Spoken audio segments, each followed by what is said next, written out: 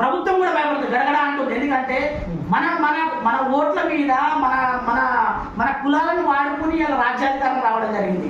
కాబట్టి భయపడి పోలీసు వాళ్ళని పెట్టి మమ్మల్ని అరెస్ట్ చేయడం జరిగింది. మమ్మల్ని అంటే శాంతియుతంగా మీరు సత్యంగా మనం ప్రజాస్వామ్యం లేకపోతే రెడ్ల పాలన ఉన్నాం, ఇది అర్థం కాని పరిస్థితి ఏర్పడుతుంది. ఒక మాట, కాబట్టి మీరు బీసీ నాయకుడు కదా, మీ పైన ఒక అగ్రకులానికి సంబంధించిన రెడ్డి సామాజిక వర్గమే కావచ్చు లేదా రావు సామాజిక వర్గం కావచ్చు, ఎవరైనా మీ దగ్గరికి వచ్చి మిమ్మల్ని ఒత్తిడి చేసి బలవంత పెడితే మీరు ఈ ఉద్యమాన్ని ఏదైతే మీరు బీసీల కోసం పోరాటం చేస్తారో ఈ పోరాటాన్ని మధ్యలో ఆపేస్తారా?